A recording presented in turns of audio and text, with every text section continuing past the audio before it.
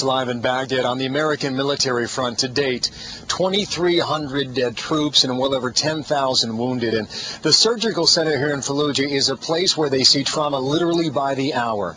We were there yesterday when we were literally standing by and nothing was happening inside of this hospital center. And in an instant, the doors fly open, in comes a patient. Only this patient turned out to be a suspected Iraqi insurgent who had been shot twice on the perimeter here in Camp Felujia. Apparently, this is something that happens much more often than anyone would imagine when Iraqi insurgents and foreign fighters are treated and cared for by the U.S. doctors working on the ground here. It is impressive work. We got to see it firsthand. Again, as I mentioned yesterday, and the commander of that unit is Marine Pennington. She's my guest now here live in Camp Felujia. First of all, the patient, how is he after being airlifted to Baghdad? He's stable. He's doing fine.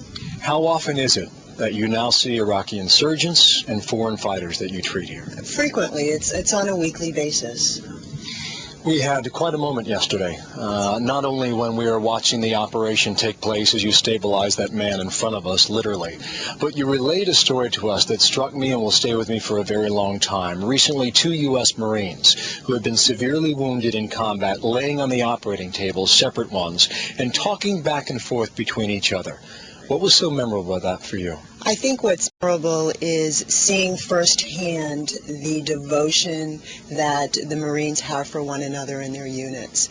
They can be severely injured, but they still take care of one another. It is something that I will take from me always from this mission. I thought the other thing that was quite critical in you relaying that story was that these Marines, when they have wounded comrades, will follow them into the operating room and rarely leave their side. Right. We don't allow them in the operating room. That is something that we don't allow, but they will stay there, get updates. We're very concerned about giving them updates so they know exactly what's going on with their fellow Marine. Very, very important. Lately, you're seeing more burn injuries. Apparently, these explosive devices are packing much more fuel.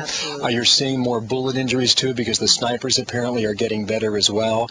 And the other issue that you relate to us is that the body armor, you believe, is so effective on behalf of the U.S. military. As a result, you do not see so many body injuries. It's more head injuries. Right. We do see, since we have up-armored the vehicle so well, and our body armor with the side SAPI plates and everything has gotten so much better, we are seeing more injuries to extremities, to the head and neck. Those are vulnerable areas right now. You have a very difficult job in dealing with this on a daily basis. How do you do it? What I do is I look to my team. I mean, I have 3 teams. I have a team here in Felujia, Taqadum, and Ramadi, and I watch that team work. They grow.